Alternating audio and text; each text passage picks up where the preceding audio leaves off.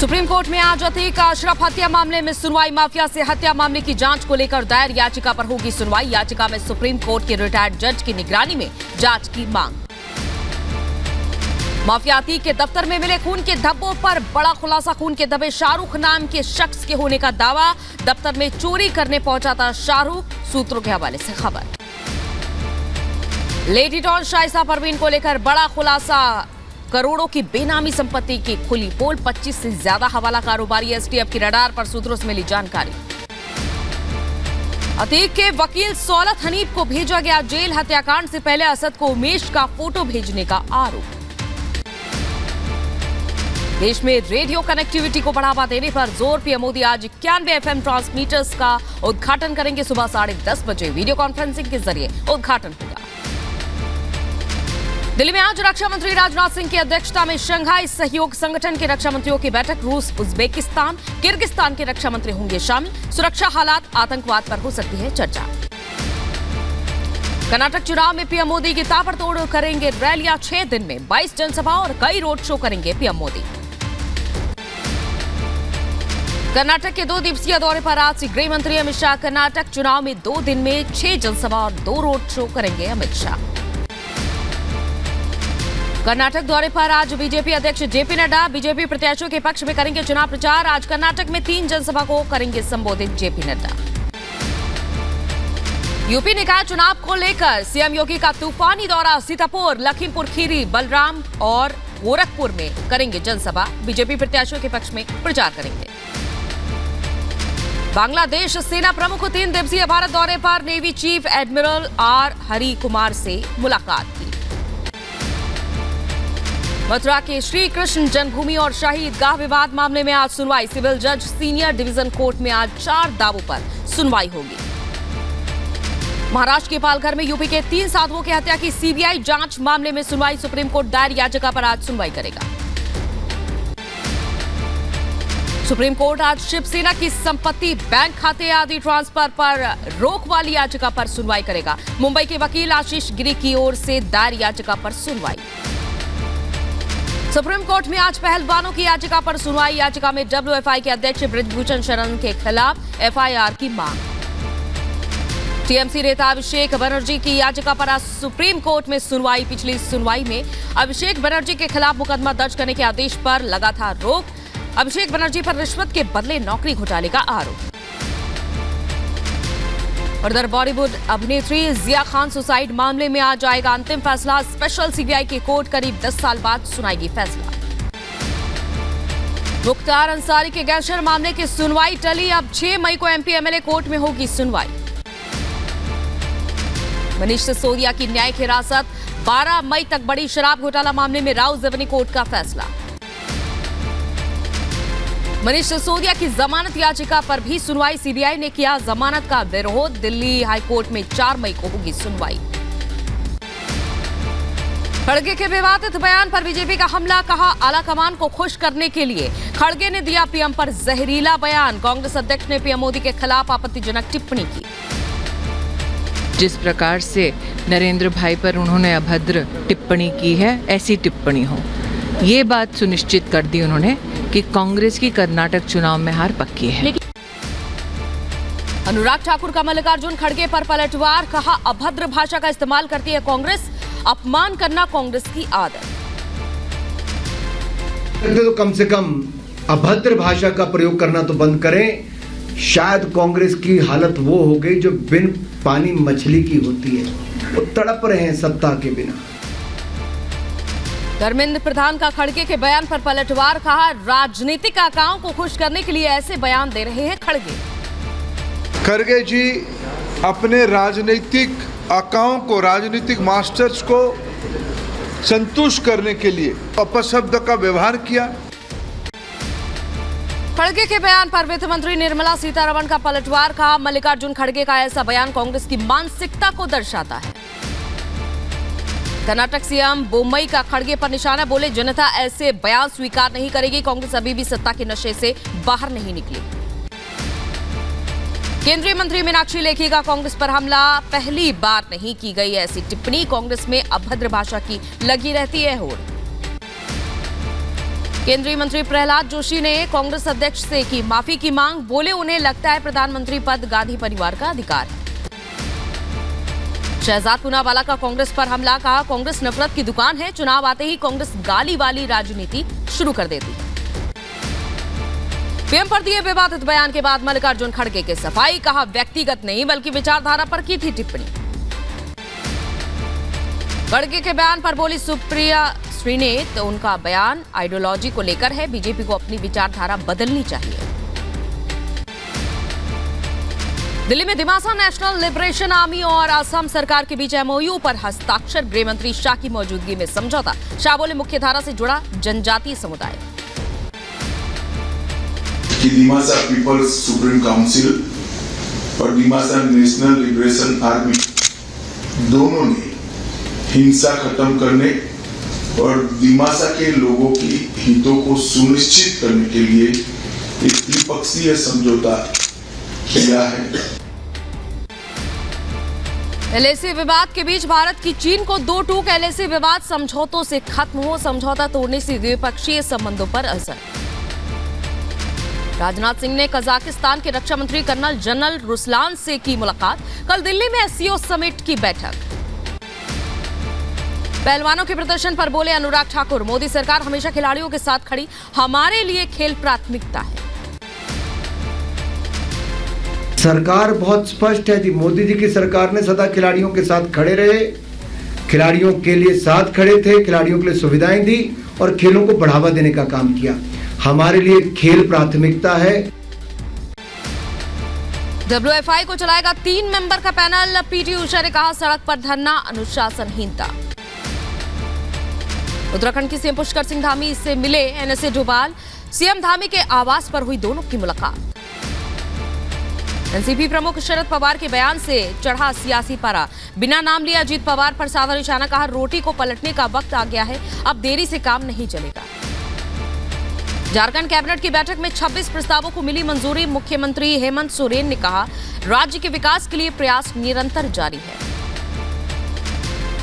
सरकार अपनी जिम्मेवारी का निर्वहन करने का हर प्रयास कर रही है। विकास के लिए जो जो कड़ी जोड़ने की आवश्यकता है उसे जोड़ने का लगातार प्रयास है। बहराइच में निकाय चुनाव को लेकर बीजेपी ने निकाली विकास यात्रा। सभी 8 नगर निकाय सीटों पर पहुंचेगी विकास यात्रा। यूपी सरकार में कैबिनेट मंत्री नंद गोपाल गुप्ता का माफिया पर कड़ा प्रहार। बोले यूपी में गुंडे माफियाओं का कोई स्थान नहीं, माफियाओं ने छोड़ा प्रदेश।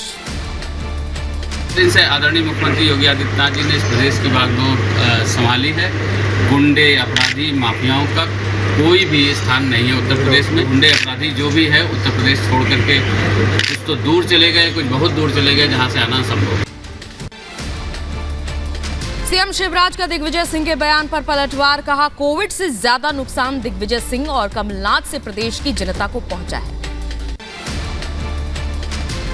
कोविड ने वायरस के रूप में जितना नुकसान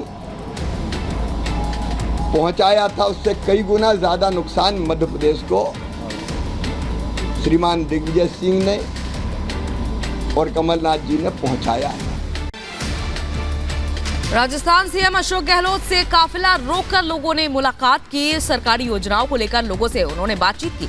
युवाओं ने सीएम अशोक गहलोत के साथ सेल्फी भी ली।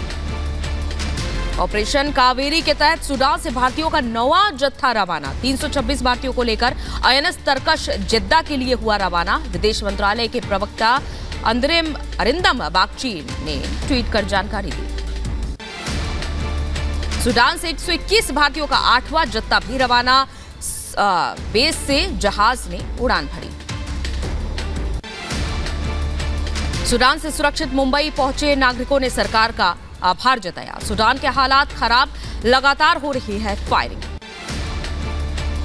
सूडान में फंसे भोपाल के जयंत की हुई वतन वापसी। परिजनों में खुशी का माहौल। जयंत ने पीएम मोदी का आभार जताया।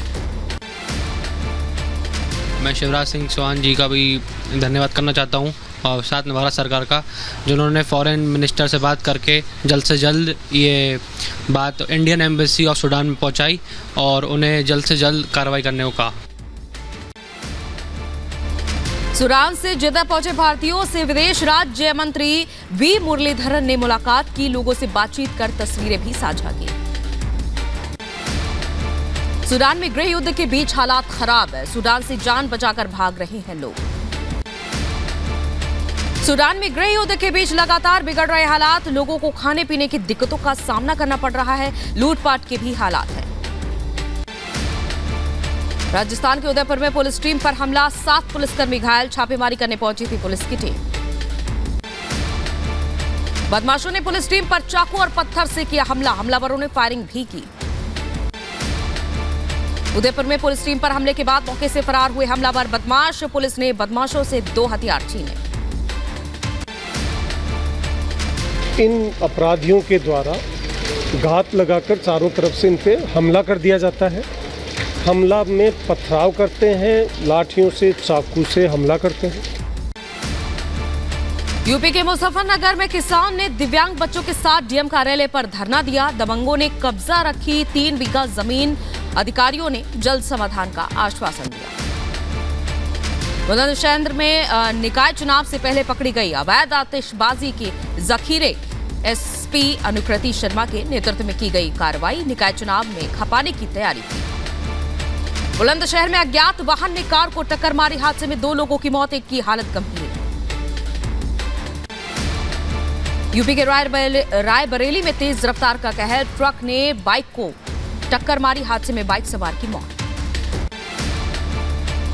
सड़क दुर्घटना में उसकी मृत्यु हो गई थी, वो यहाँ पर ब्रॉड डेड लाया गया, जब हमने परीक्षण किया तो वो मृत पाया गया, तो उसके लिए पुलिस को सूचना दे दी गई है और पोस्टमार्टम के लिए बॉडी अभी जा रही है।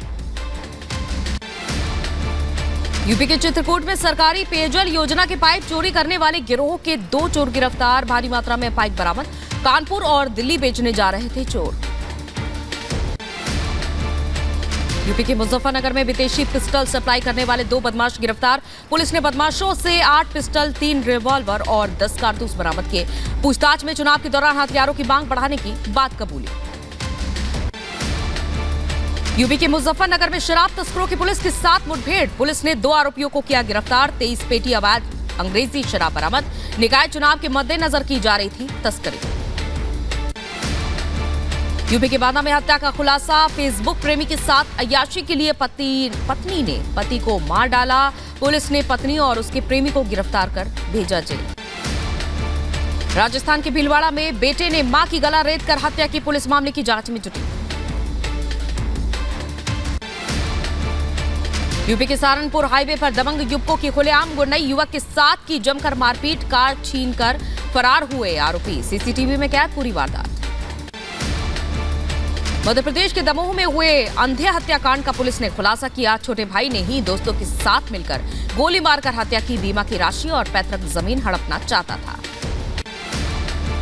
सहारनपुर में जमीन विवाद को लेकर 2 पक्षों में खूनी संघर्ष, 12 महिलाएं समेत 19 लोग घायल, अस्पताल में कराया गया भर्ती।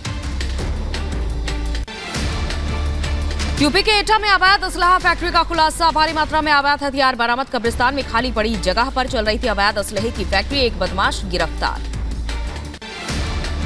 यूपी के जौनपुर में मजदूर को मजदूरी नहीं देने पर महिला के खिलाफ शिकायत दर्ज, शिकायत की जांच करने पहुंची श्रम विभाग के इंस्पेक्टर के साथ भी महिला ने बदसलूकी की। दिल्ली के सीलमपुर में बदमाशों के हौसले बुलंद, दिन दहाड़े गला रेत कर युवक के साथ लूट, दबंगों ने गला छोड़ा तो युवक तड़फड़ाता रहा। यूपी के कासगंज में मामूली विवाद पर अंधाधुंध फायरिंग, 12 साल की मासूम को लगी गोली, मेले में विवाद के बाद ग्राम प्रधान ने गांव में गोली चलाई। यूपी के बहराइच में ऑटो रिक्शा चालक ने की खुदकुशी, चाकू से खुद का गला काटा, गंभीर हालत में अस्पताल में भर्ती कराया गया। दिल्ली के नरेला में प्रॉपर्टी डीलर के दफ्तर में फायरिंग, गोली लगने से डीलर समेत 3 लोग घायल, बाइक सवार 3 बदमाशों ने गोली मारी। यूपी के सहारनपुर में निकाय चुनाव से पहले पुलिस का बड़ा एक्शन, पुलिस ने ऑपरेशन पाताल लोक के तहत 75 बदमाशों को भेजा जेल। यूपी के कानपुर में स्पा सेंटर पर बड़ी कार्रवाई, सेक्स रैकेट की सूचना पर एक्शन, 3 स्पा सेंटर से 6 महिला समेत 11 लोग गिरफ्तार। दिल्ली में गांजा तस्करों पर बड़ी कार्रवाई, 301 किलो गांजे के साथ 3 तस्कर गिरफ्तार। ओडिशा से दिल्ली लाया गया था गांजा। 1 करोड़ 20 लाख रुपए बताई जा रही है कीमत। यूपी के मुजफ्फरनगर पुलिस का हथियार तस्करों पर शिकंजा। चेकिंग के दौरान 2 हथियार तस्कर गिरफ्तार। आरोपी के पास से बड़ी संख्या में हथियार जब्त। सहारनपुर में 4 बदमाशों ने किया सरेंडर। थाना बिहारीगढ़ में गैंगस्टर ने किया सरेंडर।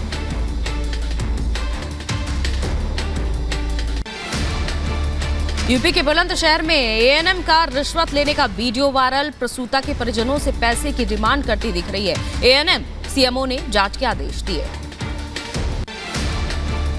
दिल्ली में पिछले 24 घंटे में 865 नए कोरोना के मामले आए सामने। 3 लोगों की हुई मौत। यूपी के अंबेडकर नगर कलेक्ट्रेट में लाखों रुपए से बने सार्वजनिक शौचालय महीनों से बंद पड़े। फरियादियों को करना पड़ा मुश्किलों का सामना। यूपी के अंबेडकर नगर में मनरेगा मजदूरों को हक पर डाका। कागजों पर 150 मजदूरों को दिखाया गया। कार्यस्थल पर एक भी मजदूर नहीं मिले। जेसीबी मशीन से तालाब की हो रही है खुदाई। यूपी के कासगंज में गंगा सप्तमी पर भव्य गंगा आरती का हुआ आयोजन। बड़ी संख्या में श्रद्धालुओं ने उतारी मां गंगा की आरती।